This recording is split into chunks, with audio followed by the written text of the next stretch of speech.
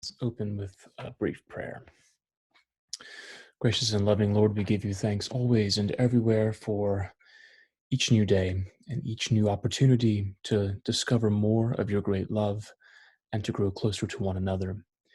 We give you thanks for this opportunity this evening to go deeper into the story of your people and how they responded to your call again and again.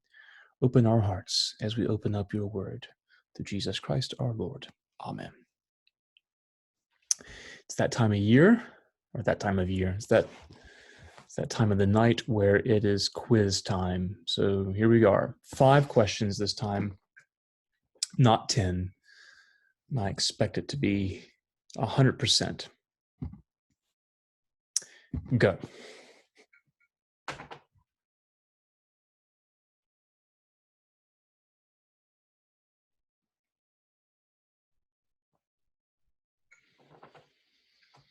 Luke Klingstead is a newly crowned master of divinity, so we expect 100% from him.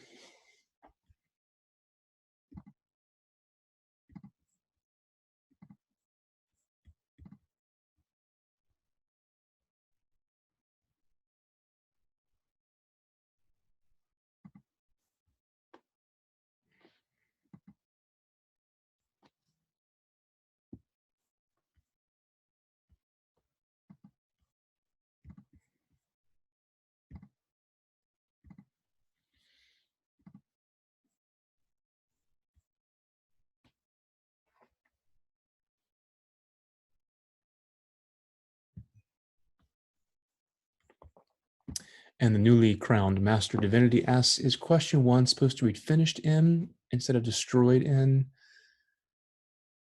No.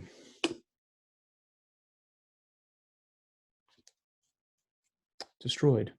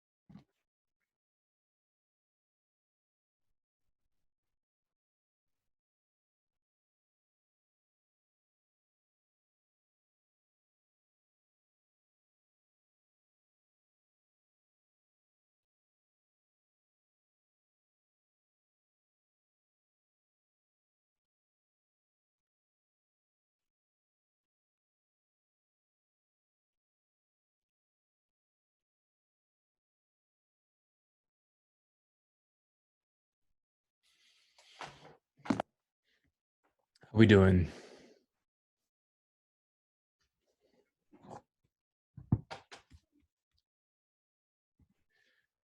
Yes, Brooke.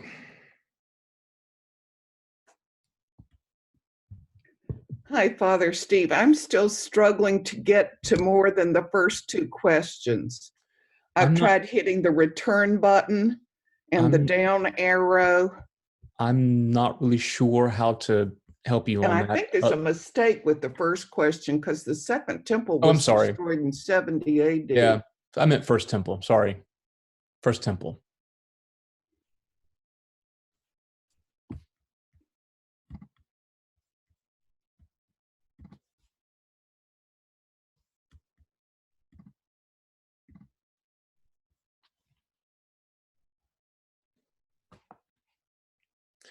I'll give everyone a pass on the first question. Yeah, I meant first temple.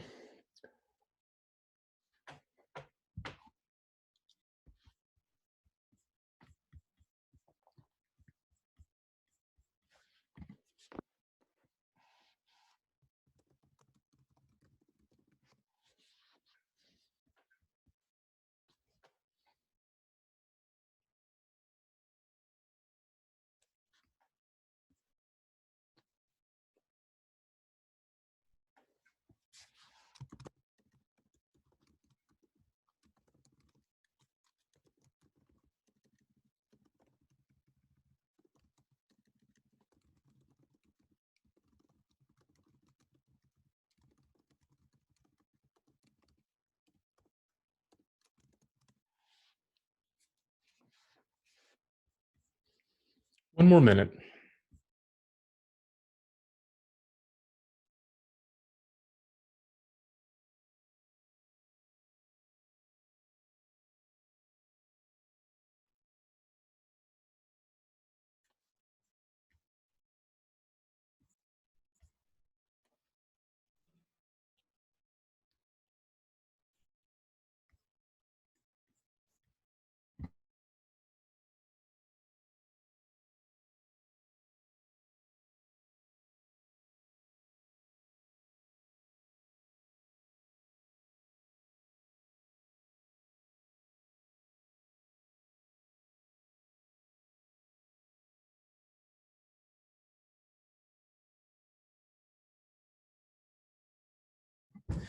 Okay, I'm going to ask Abby's on the other side of the screen, and I'm going to ask her the same questions that you had to answer, and we're gonna see how Abby does against the everyone else.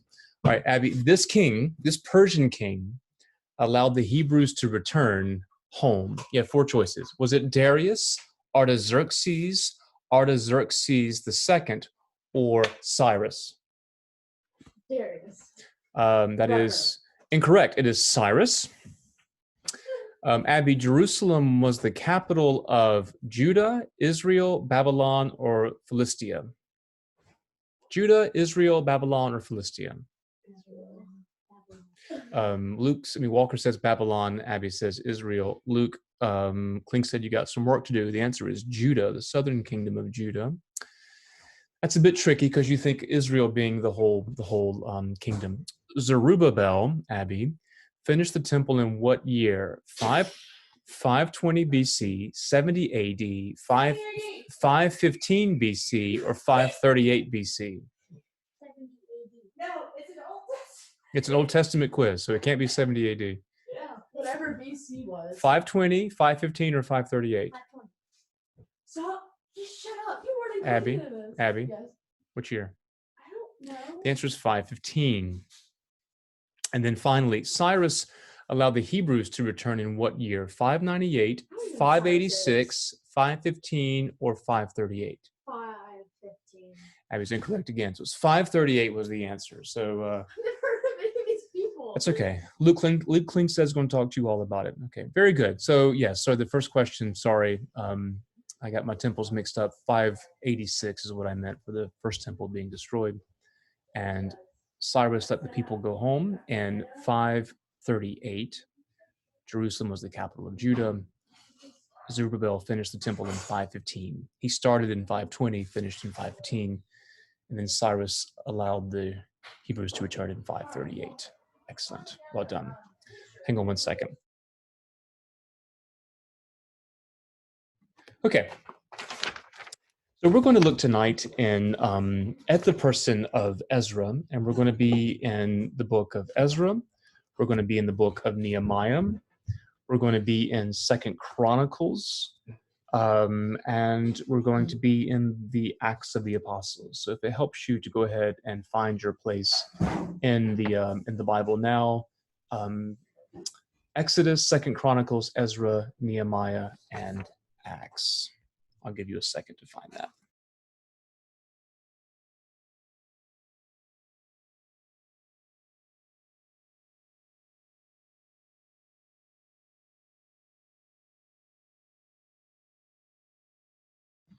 Okay, one of the real important questions that we've been coming to explore in all this is how do you rebuild community?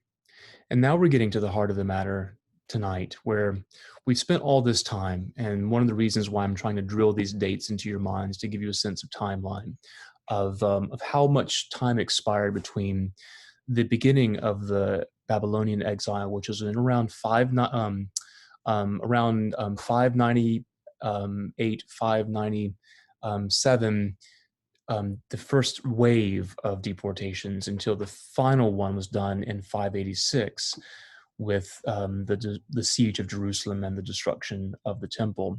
And then from 586 all the way down to 538 was when they were first starting to come back, and then 515 being done. So remember, there were 71 years between hang on, I got a question here. Okay, sorry, Brooke.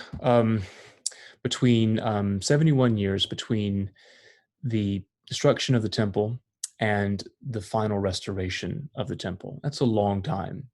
71 years of people to lose their identity, their story, their cohesion as a group. And if you remember, one of the reasons why I wanted to talk about Ezra and Nehemiah during this time is that we've been out of church and community together for, this is our 10th week. Now, it's not 71 years, but it's a long time.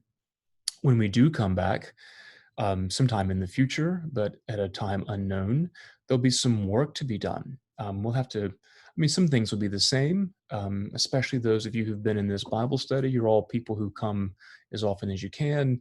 We'll pick up for the most part where we left off, but there'll be some work to be done. It's important for us as people who are engaged in the biblical story, engaged in the leadership of the church as Christians, to know what has happened in the past and how we can go forward with what has happened in the past.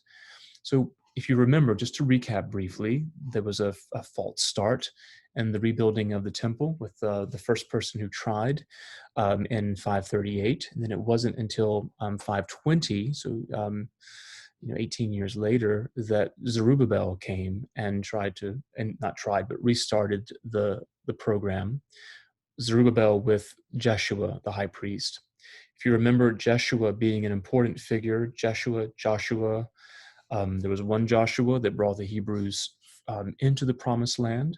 There was the second Joshua, who helped reinstitute the temple once the first one had been destroyed. And the third Joshua,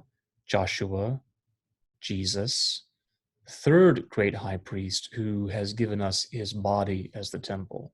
So that's a very important thread to remember. So they rebuilt the foundation in 520, which is what we've been talking about. And last time, if you remember, we talked about opposition that came in rebuilding and what was at stake in doing that. Tonight, we're going to talk about Ezra, and we're going to talk about the law. So how do you rebuild a community? One of the ways, or one of the most important things that you have to do is you have to recover the story. You have to remember the story. And to do that, you have to tell it. And there are so many occasions in the great narrative of the Old Testament where the story has to be told and retold and renewed. If you were to go back in Genesis, for instance, every time, or just about every time, there is a new patriarch that takes over. It's like Abraham, Isaac, Jacob. You see this renewal of the covenant, where God comes to the figure and says, I am your God. I will make you a great nation. The covenant that I have with your father and his father, so on and so forth, now I make with you. In renewing this covenant, there is a reestablishing of the bond and the agreement, not so much on God's end, because God does not and cannot forget, but it's a reestablishing of the bond on our side of the matter, because we're the ones that forget. We're the ones that don't know what day it is during Coronatide, much less the great covenant that God makes with us. So it's to remind the people. It's important to remember how this has happened throughout the building of the story, because we'll get to this in a current Christian context before we close. So go ahead and grab your Bibles and go first to Exodus 24.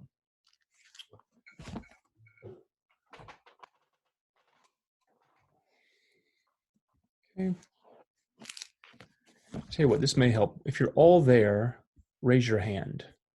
I can't see you, but raise your hand on the screen. Thank you. That's helpful.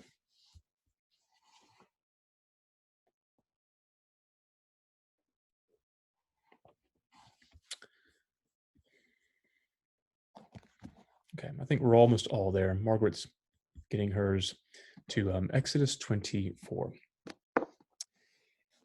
Another great thing to remember in terms of committing to memory biblical chapter and verse Yeah, I'm not so keen on having to have everything memorized because you can always look it up, but there's certain major things that are helpful just to have in the back of your mind. Turn this light on. Between my own bald head and that lamp, it was distracting to me. There are some um, numbers that are important to remember. Exodus 20 is one of those numbers. Exodus 20 is the giving of the Ten Commandments.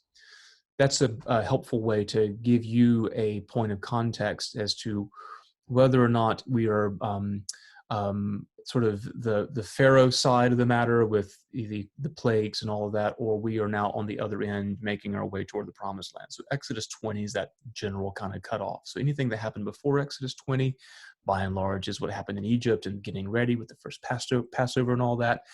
Exodus 20 and beyond, now we're in the wilderness. Now we're trying to establish identity. Because again, let's go back to the point of the Exodus. And 400 years, the people were enslaved under Pharaoh, completely lost who they were. So all the things that were happening in the wilderness period were for them to learn their story, and they didn't know their story at all. Abraham, Isaac, Jacob, Joseph, all these great figures that we learn in the book of Genesis, they were gone from their memory. So there was a starting over with Moses. And that's why the story of Moses begins with the burning bush and just saying who God is. I'm the ground of all existence. And I'm making my covenant now through you with my people. So Exodus 24, here's the point in saying all this. Exodus 24 is not far from the Ten Commandments, Exodus 20. So we know that we're not terribly far into the wilderness when this is happening. So this is where, if you look at all of chapter 24, this is a part of establishing the covenant. And a part of what's being done here is that there is a book of the covenant. And if we go to verse 7, after God said more than just the Ten Commandments to Moses, as you know. And so I'm going to start with verse 3 in chapter 24. Moses came and told the people all the words of the Lord and all the ordinances, and all the people answered with one voice and said, all the words which the Lord has spoken we will do. And Moses wrote all the words of the Lord. And he rose early in the morning and built an altar at the foot of the mountain and 12 pillars, according to the 12 tribes of Israel. And he sent young men of the people of Israel, who offered burnt offerings and sacrificed peace offerings of oxen to the Lord. And Moses took half of the blood and put it in basins, and half of the blood he threw against the altar. And here's the verse I want you to notice. Then he took the book of the covenant and read it in the hearing of the people. And they said, all that the Lord has spoken, we will do, and we will be obedient. And Moses took the blood and threw it upon the people and said, behold the blood of the covenant, which the Lord has made with you in accordance with all these words. It's not unlike being boys on the playground. I don't know if girls do this or not, but you cut your finger and you mash them together. Now you're blood brothers. Sort of the blood is establishing the covenant. Where do you think we get this from? It's the idea that the revelation of God is recorded in written form so that it can be read and retold accurately. The people hear it and then they affirm their commitment to this covenant. We see this, I think, for the first time, the relationship to a written document in Exodus 24 with this. So the stones, the Ten Commandments are one thing, but now we're into sort of the written, however Moses wrote it down. Okay. All right. So that's Exodus. Now go to Second Chronicles. 2 Chronicles 34, and then when you get there, raise your hand. I promise we'll make our way to Ezra.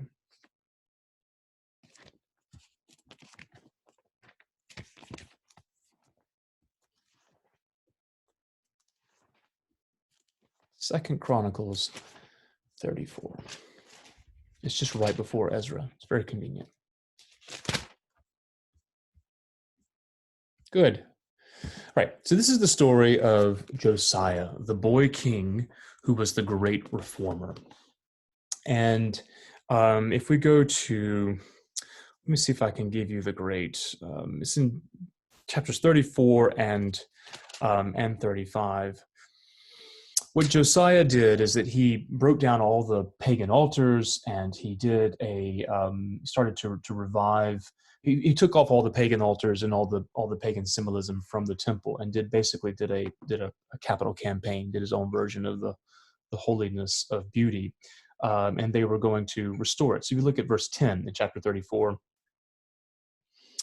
where they were going to the temple, and the workers had delivered money to the workmen who had oversight of the house of the Lord.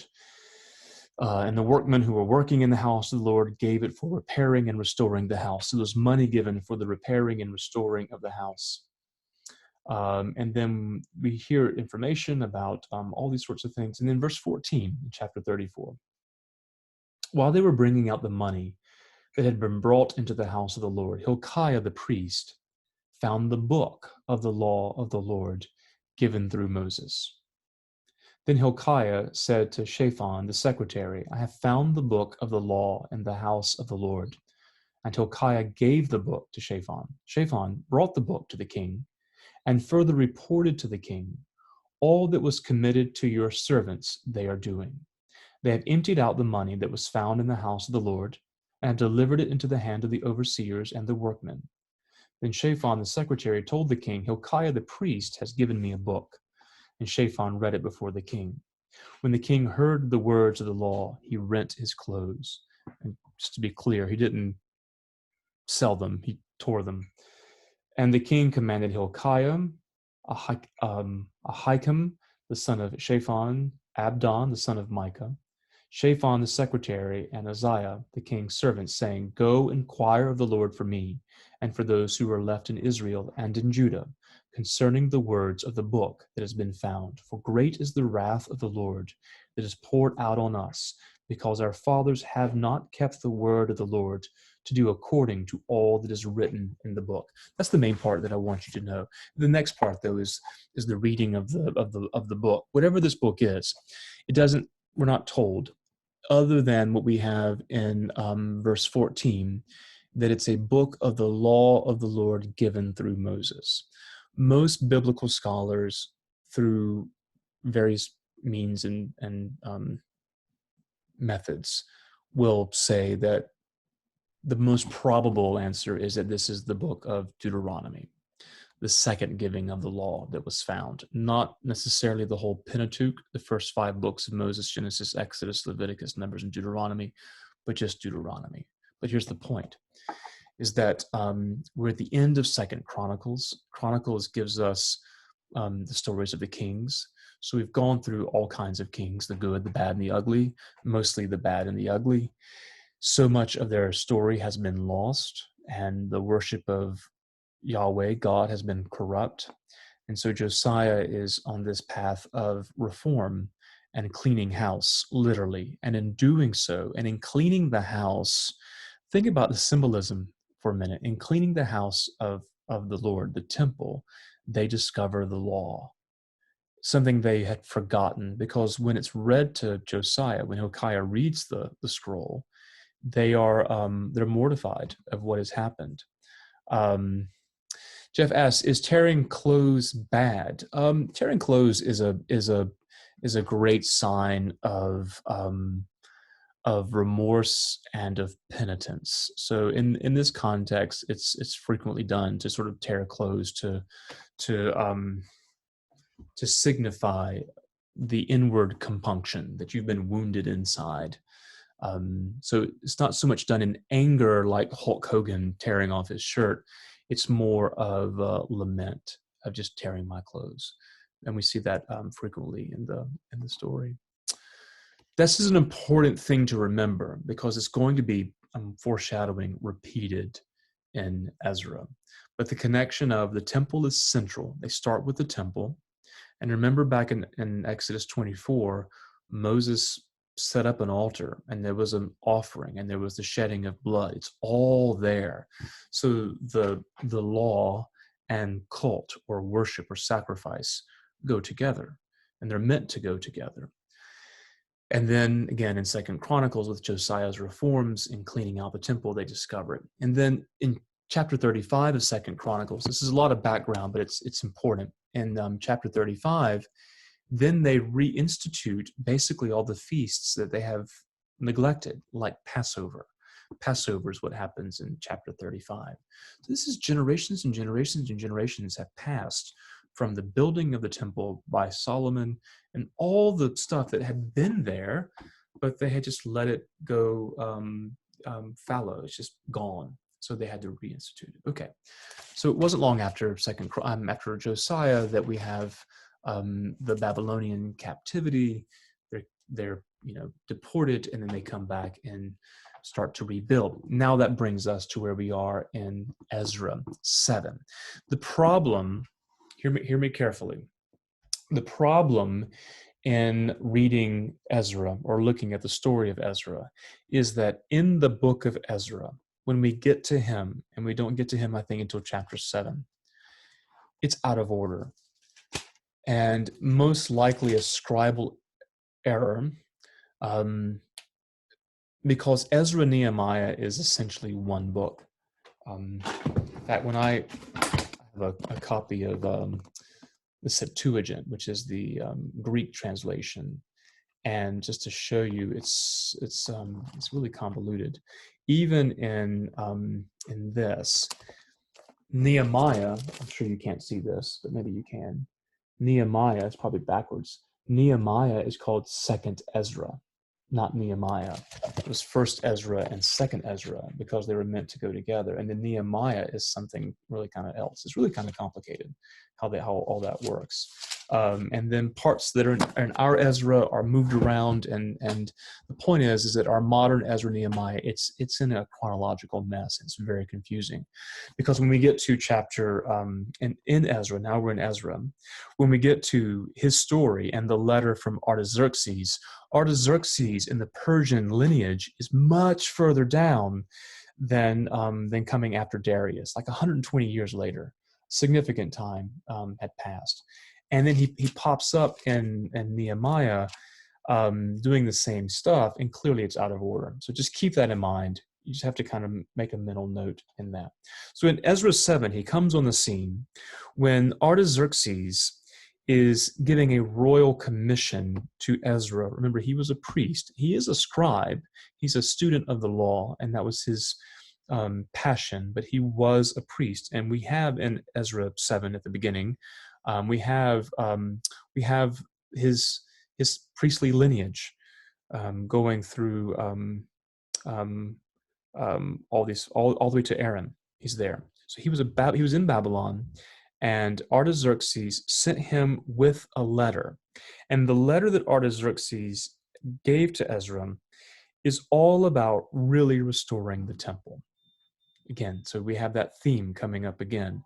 And all the money and all the resources that Artaxerxes is giving them. So why, just put it in the question comment, why would Artaxerxes be interested at all in giving money to restore the temple or to furnish it or to keep it going? Why do you think? Comment in the chat if you would.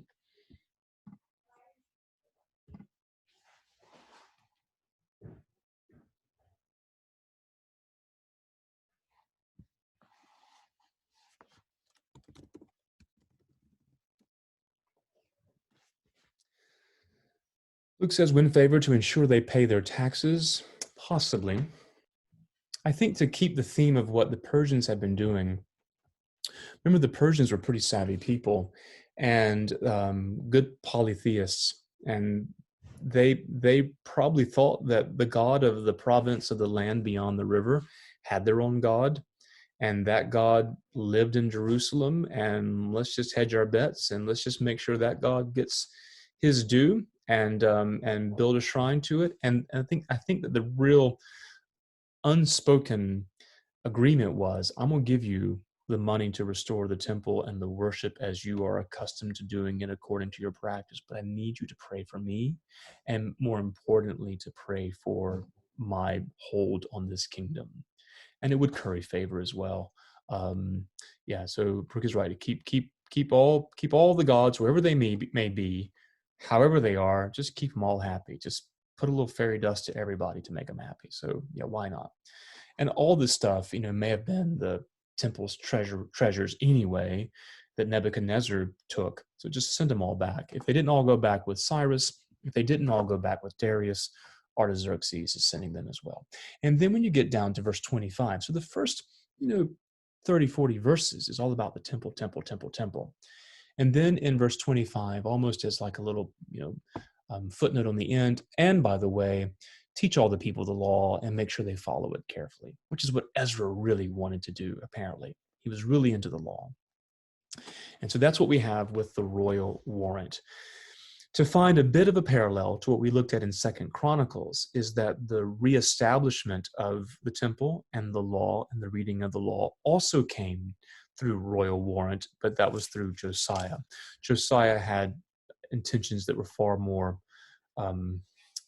pure, I guess, according to the Hebrew religion, than Artaxerxes did. So the next bit in Ezra is, again, it's convoluted because it's out of order, but we get toward the end where Ezra encounters the mixed marriages, and that was a bit of a problem that we talked about last time. And why were mixed marriages a problem? The same reason why they were a problem before in 2 Chronicles, because in 2 Chronicles 34, chapter 34, verse 35, Josiah is angry because the people again had married literally pagan practices. And so, it's that line is that if you marry someone, you also marry their family, there's a lot of truth to that. You kind of take on all those practices. And so Ezra was very upset about the people marrying locally because of what that does, brings in those influences. So he was very harsh. And we saw this before with Zerubbabel and making sure that these unions are dissolved. So there's a covenant in chapter 10 to abandon the mixed marriages. And there's a whole list. There's a list of shame. This is how the book ends, of all those who had married foreign women, basically had married foreign practices. Okay, that's not where our story is going to end. Now we're going to go into Nehemiah, kind of where it picks up. So go to Nehemiah 8.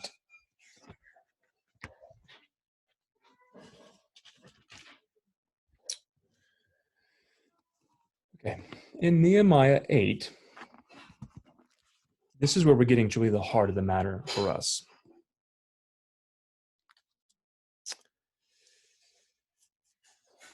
Verse 1, and all the people gathered as one man into the square before the water gate. And they told Ezra the scribe to bring the book of the law of Moses, which the Lord had given to Israel. And Ezra the priest brought the law before the assembly, both men and women. Hang on. Ezra the priest brought the law before the assembly, both men and women, and all who could hear with understanding, on the first day of the 7th month. And he read from it, facing the square before the water gate, from early morning until midday, in the presence of the men and the women, and those who could understand. And the ears of all the people were attentive to the book of the law. The same thing is happening, except now we're told that with maybe a bit more specificity, this is not a book of the law of Moses, but the book of the law of Moses. This may be Torah, Pentateuch, the first 5 books. Maybe the first time in recorded biblical history where it was read aloud to the people, and everybody was there. Notice the detail that both men and women were there. Everybody was there, and they all heard it. And then skip down to verse 9. Nehemiah, who was the governor. So now we had Nehemiah as the governor. We had the force of saying secular law is difficult because there was really no division between the religious and the secular. But you had government, and Ezra the priest and scribe, and the Levites who taught the people. And they're saying, this day is holy to the Lord. Do not mourn or weep. And when all the people wept when they heard the words of the law. And so why did they weep? They wept the same reason that Josiah wept when he heard the law. It's because they've been disobeying it. They've been disobeying it. Then they're leaving themselves open to not only divine judgment, but they're leaving themselves open up um, to being conquered, to physical punishment.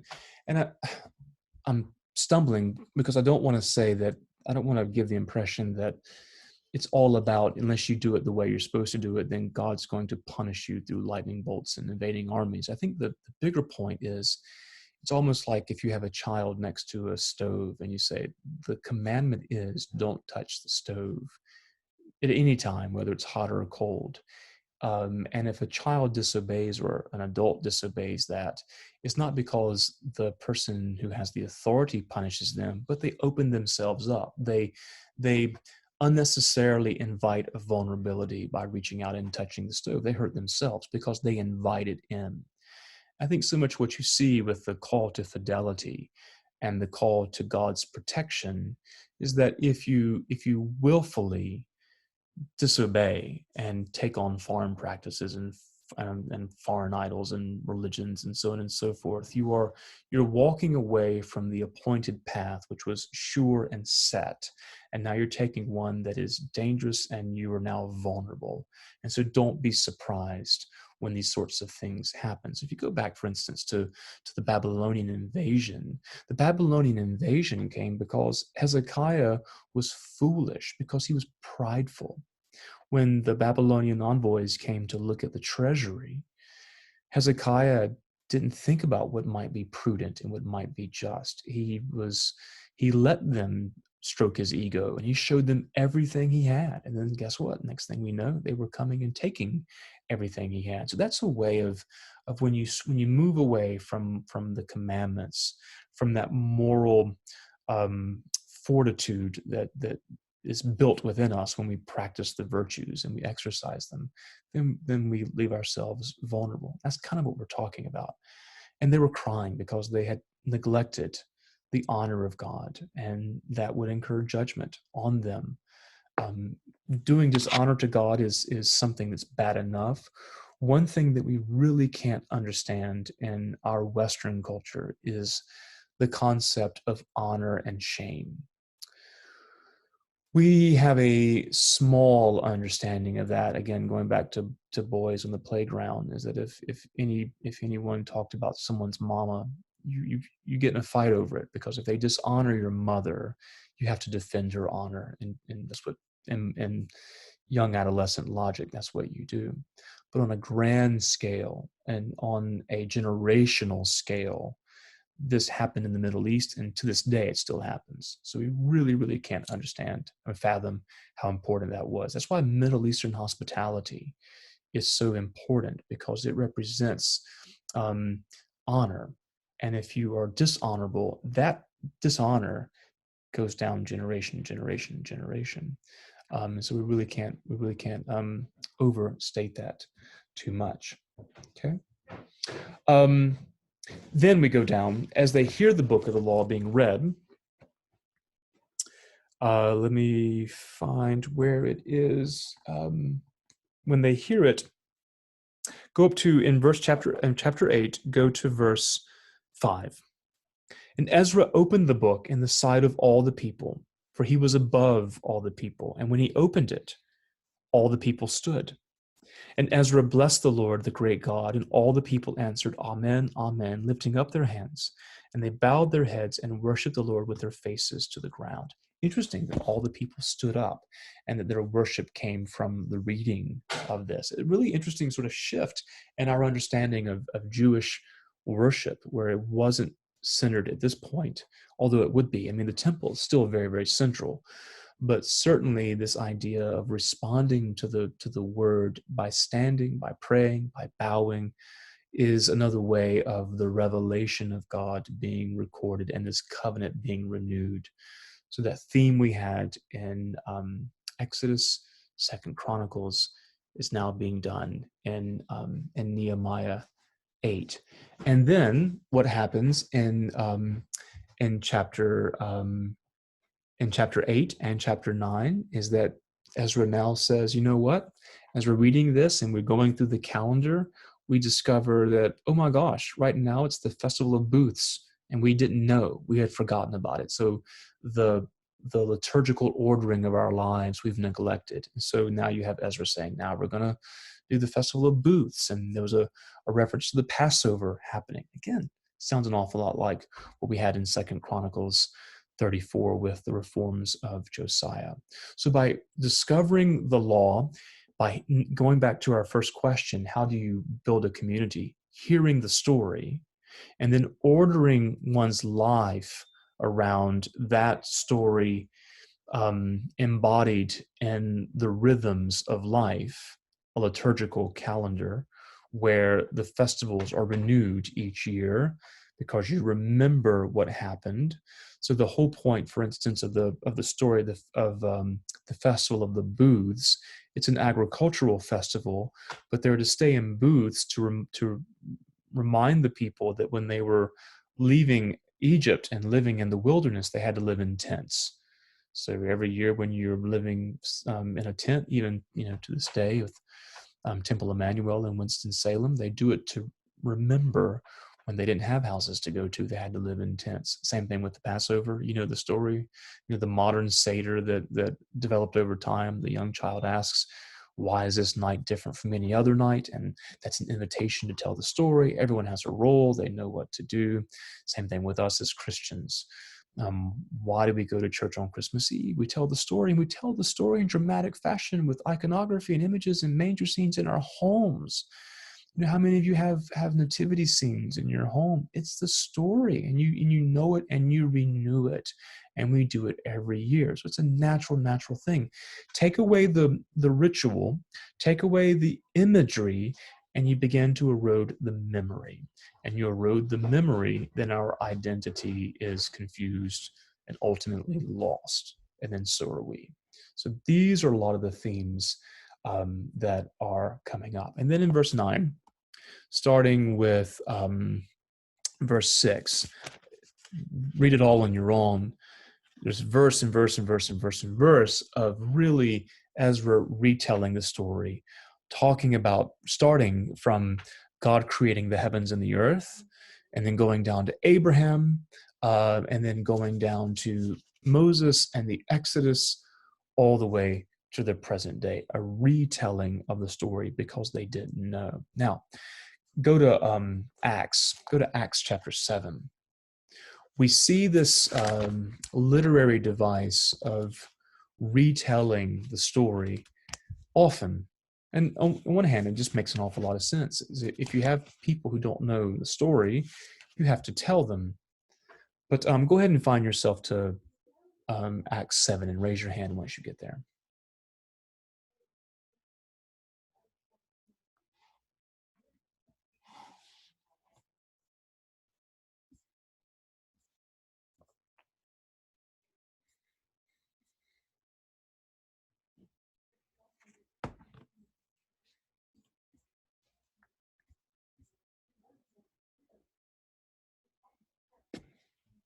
All right, close enough. Acts 7 is right before the martyrdom of Stephen. Stephen has been falsely accused of spreading blasphemy. He has a mock trial. And then basically at the end of chapter 7, end of chapter 6, or the beginning of chapter 7, the high priest looks at Stephen and says, is this so? Is this true? And so Stephen now just launches into his theological defense, which is nothing other than a retelling of the story of salvation in 3-4 columns. It's really a brilliant tour de force of apologetics, of Stephen starting from the beginning and going all the way to the end. The Greek word for this is the kerygma of retelling the good news, the whole story, and doing that again as a way of reminder and recalling the covenant that was made. So we see that in the New Testament, and we do this every single Sunday at a minimum, but we do it every single day in daily prayer. In your chat box, what is what is the renewing of the story par excellence in our liturgical rhythm of life? What's it called? We do it all the time.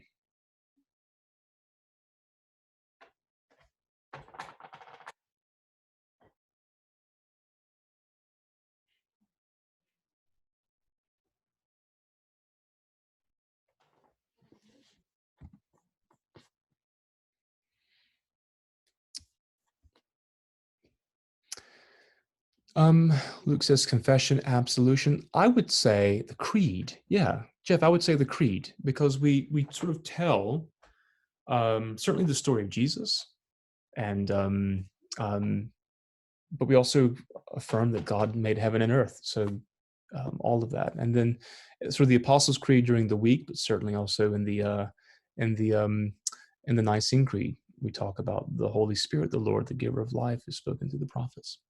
So yeah, absolutely, absolutely.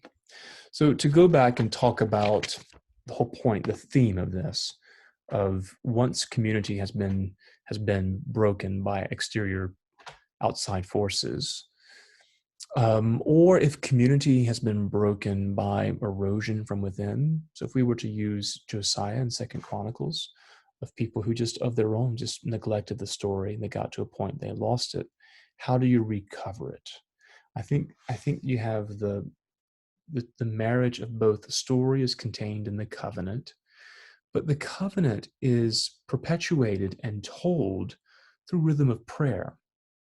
So that's why when they found the scrolls, the first thing they did, because you can't just simply read the scroll every week in its entirety to the people. That's just not sustainable. So how do you read the scroll on a yearly basis without having to actually unfold it and read it? You embody it in a liturgical cycle. So again, going back to the examples we had before, the Feast of Booths, Passover, so on and so forth, Yom Kippur, all of those.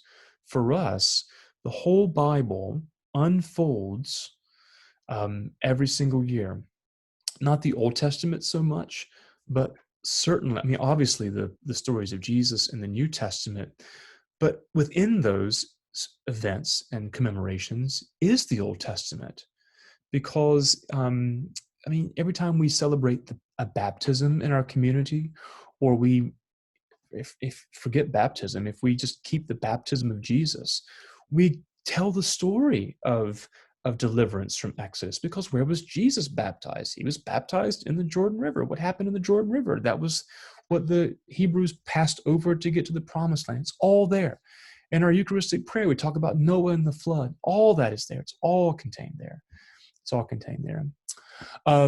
Brooke, chapter Acts 7 is where Stephen rehearses the story of faith, of the whole story. So we have to do both. We have to know the written word and be attentive to it. And you saw in Ezra where the people stood, bowed.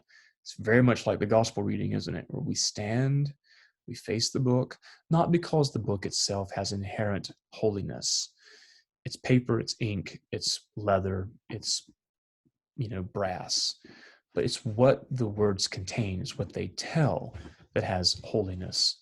And so because they are containers of that, then we reverence the object, not because it has inherent worth. It's not an idol, it's not a shrine, but what it represents and what it conveys is life-changing and transforming. And so we pay it respect that way. In the same way that in the time of Ezra, they had no confusion as to what holiness was or what the object was. It wasn't the scroll. It was what the scroll conveyed. So for us, we have to work to always remember and tell and not take for granted. That may be the greatest sin that we see repeated. And we continue in that line of just assuming that people will know, assuming people will pick it up, and not doing our part to tell them. So we have to tell them and then embody it in the prayer life.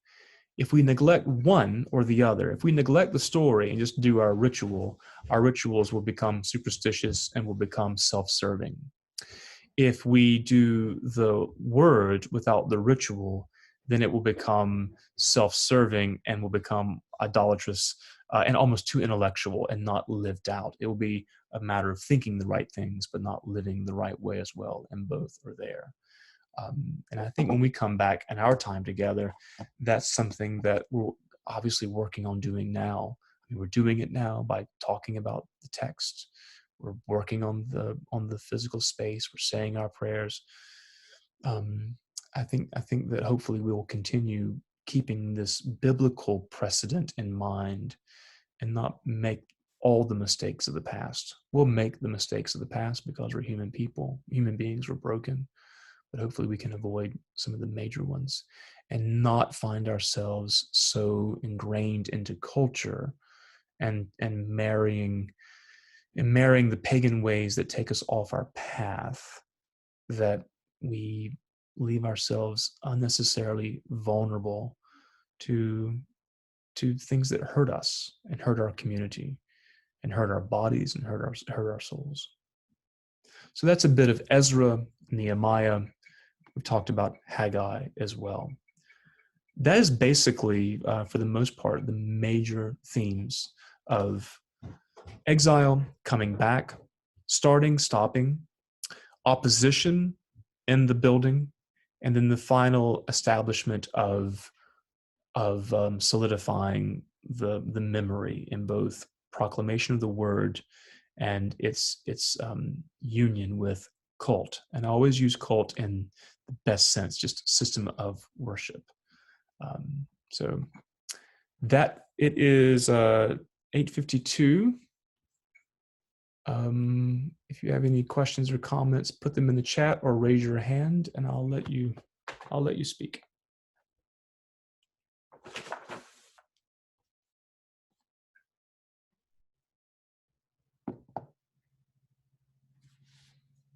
If you don't have something, don't force it. Don't worry. Oh, Brooke. Okay.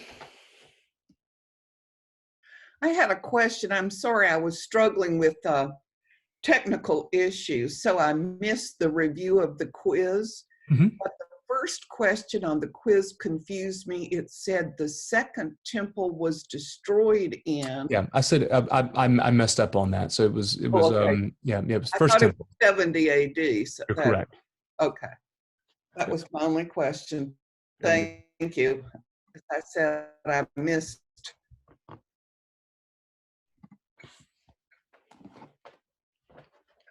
Q&A. Hang on. We have. Can we get that written down? Those points? No. You're supposed to. No, I tell you what. Here's the good news. It's all recorded, Jeff. So once we're done, I'll put this on YouTube, and you can watch it again. I am happy to email you just my general notes that you're welcome to try to extrapolate something that's coherent out of that. I'll do both, but certainly all the ones we've done so far, and this will be the last one for this class, will be on YouTube, so you can watch it again.